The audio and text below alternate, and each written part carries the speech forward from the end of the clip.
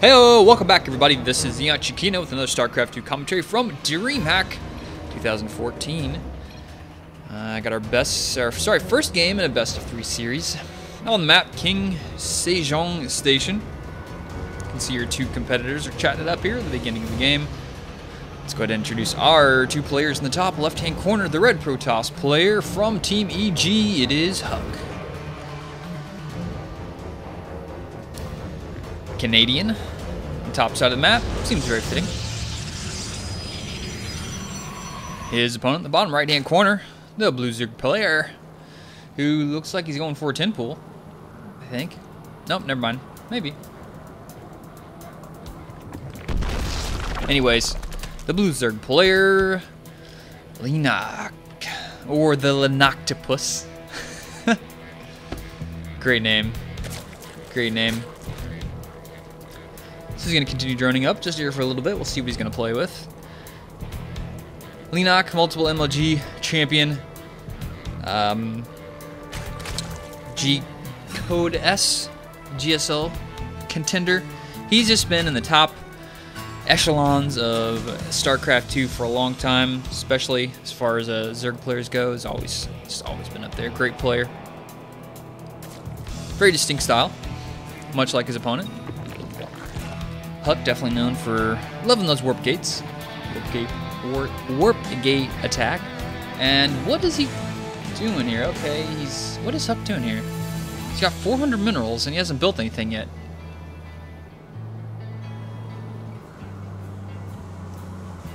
Okay, he's gonna go with the Nexus. Alright, it seems a little bit late there. Could have been a little bit quicker because he had like 50 minerals saved up, so I'm not sure what he was going for there, or why he delayed it that much.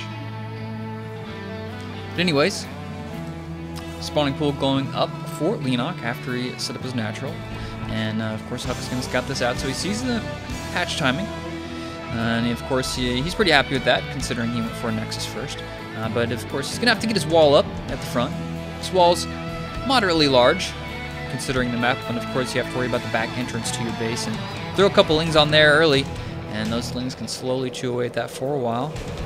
It's going to take a mothership core to keep those lings off that back part of his base. Huck following this up with 2 gas, currently boosting out some workers. Once you get the macro going, Leenock is going to set up a 3rd hatchery. Let's see, Huck is doing a pretty good job of scouting out any possible 3rd base timings. 2 Zerglings coming out, so that's just your typical scouting Zerglings, and of course 2 Queens following this up. Huck does go down there and scout, doesn't see anything just yet, and he will fall back. Looks like he's going to go home, but Zerglings are out, and we'll see if Leenock decides to go with 3rd base here. More than likely he will. Overlord does scout across the base. No Cybernex core just yet. Actually, scratch that. Here it is. Zealot coming out. Overlord just kind of doing a little sightseeing. Probe now being turned back around, and he's heading to over here. Okay. Interesting spot. That Overlord will see that as soon as he flies over it, though, in case he was trying to hide some type of proxy pylon over here. 3rd base is down for Leenock. Zerglings run in. Looks like no kills just yet. They're trying to chase on this probe. Zealot does show up. Managed to take a big chunk out of one of those Zerglings. And it seems like those Zerglings will retreat. That probe does live to mine another day. Wall is pretty much complete. Got enough room there for a Zealot to cover the entrance. Probe does get scouted out by the Overlord, so he's going to turn around. So,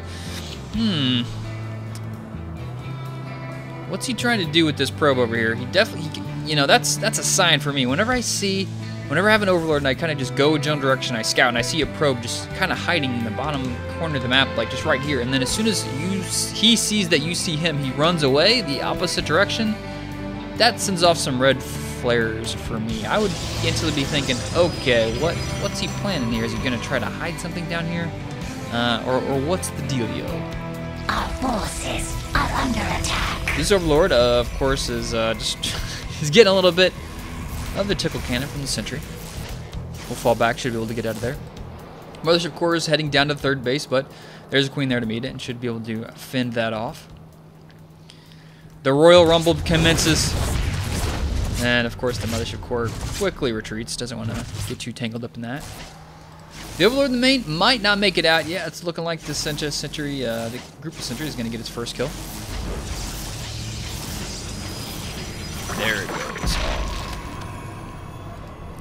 So the macros continuing for both players. We've got speed coming out. Roach is being built. Some more drones being popped up, and hatcheries being upgraded into layer tech. And there's a pylon being built here, but of course the Overlord's in the high ground position, so Hook doesn't know he sees it. And now the Zerglings run up right as soon as the pylon finishes, and Probe is trapped, and that will go down. So Leenock plays this perfectly, flies up to a position that is out of his vision. Huck is going to warp in a couple zealots to deal with this now. This is just going to allow him, I mean, it seems like Huck was going to use his position to harass his opponent's third base, but Leenock has been all over this from the get-go. He's got a lot of Zerglings, but there's 4 zealots, and those guys can do quite a bit of damage. The Mothership Core is coming here, so we do have 1 queen out, so that queen's still going to do pretty good. And the zealots are going to try and defend the pylon, but it's not going to last. The pylon does go down, and that's going to completely short-change all of Huck's aggressive attacks going on to the third base here. But while it's going on, Huck is setting up the third base, got a photon cannon up, gateway, has a nice sim city for that cannon. Not much these Zerglings can do, the sentries are there. And as soon as that photon cannon finishes, this base will be completely safe, and there's not much, you know, Huck can do with these 4 zealots, so these guys are probably going to go back home. As well, macro hatch going up for Leenock. Roach's Zerglings out. Got some gas at the natural, and some gas going up at the main. He's got the +1 range attack coming, so we're going to see more Roaches coming out for him. Zerglings are going to try to take out this Nexus, but it's not going to be enough, and this is kind of just Leenock throwing away a couple Zerglings. The Overseer does get into the main. Scouts out the 1 Forge so far. Stalkers will be warped in. Might kill this Overseer. Yeah, they're probably going to kill the Overseer. Those Overseers just aren't fast enough. It's not the greatest scouters. Blink coming out. Another base going up, so 4 bases now for Leenock with 5 hatcheries. He's going to have quite the economy. Spire going up as well. We got +2 attack coming out for Huck. Roach and Zergling army is moving in position to attack this third base, but with the force that Huck has, I think he should have enough to quelch this attack. On top of that, he's got the Mothership Core, and he's looking for a fight. Look at that, great force fields. He gets a big chunk out of Leenock there. And Roaches are just attacking some of the zealots in the front, and he takes a big swipe out of Leenock's army. Leenock still to supply lead after all that. Of course, he's, you know, on, what is this, 5 bases now? Soon to be 5 bases. And Huck's just sitting back playing safe. Setting up a robotics facility. Blink just about being done. More warp gates coming into play. Proxy pylon for Huck up here in the top right-hand corner of the map. That looks like it will get scouted out by this Overlord. You know, that's not the closest proxy he could hope for, but it's the one he's going to get at this point.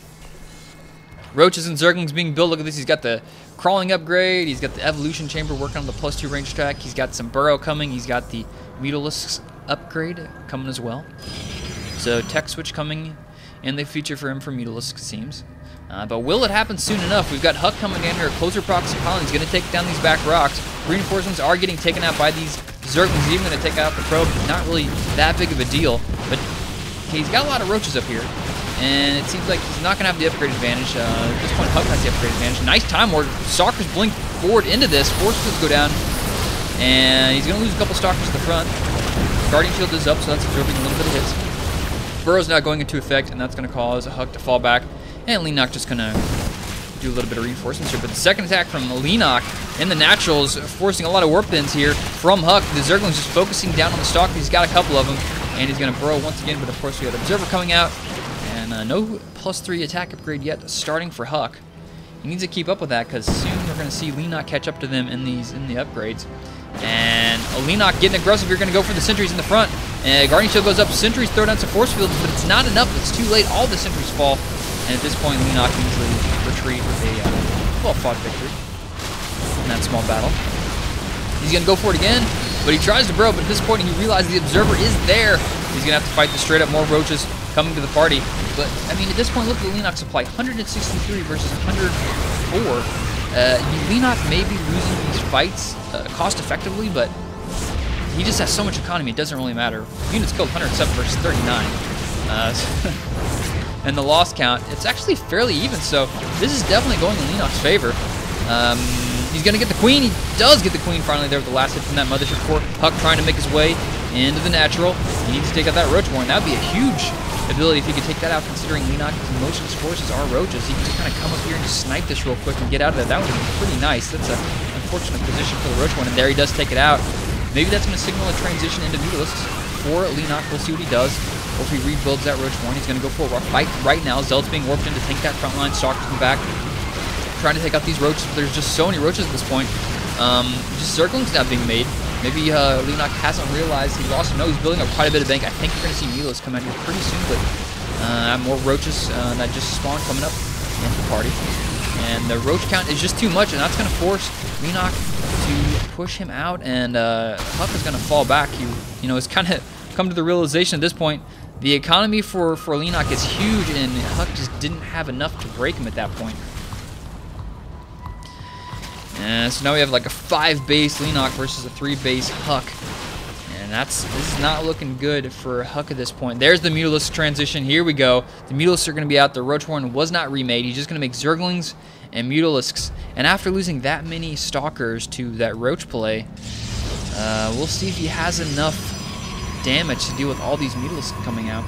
He's got a couple photon cannons there at the natural, or sorry, at the third. None at the main, and none at the natural. He can easily harass this base over here, coming in and out. Same way with this position here in the back, and kind of bounce from base to base to base. You know, not the best map. There are better maps to kind of do that Mutalisk bounce from base to base play. This map, it's not really that bad, considering Stalkers can kind of just blink up here and kind of just run from base to base pretty easily.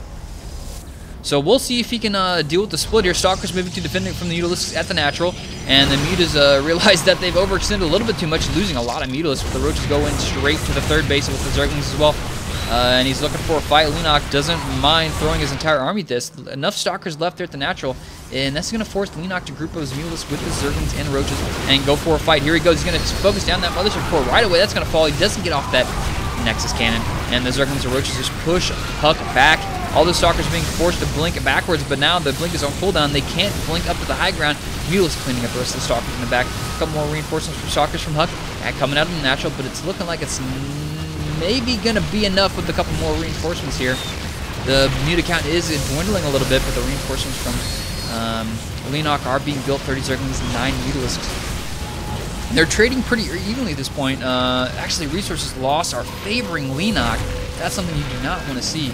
As a Protoss player, the Zerg player should never have such a cost-effective trade versus Huck, and this is just looking worse and worse for Huck. Leenock has kind of just turned on the Zerg steamrolling engine. It's running on full 5 bases, and the units are just streaming across the map. Huck doesn't have much of anything. 191 supply versus 59. That's going to be it. Leenock's going to start this series of 1-0 versus Huck. The scouting of Huck's early harass with the proxy pile on the bottom left part of the map didn't really work out too well for him. That he could have actually done a decent amount of economic damage if that was a little bit more of a surprise, but Leenock had some really great scouting, saw it, came in with the perfect timing, waited for the pylon to finish, then went in and shut it down, and at that point, that whole attack was washed. Leenock had a huge economy.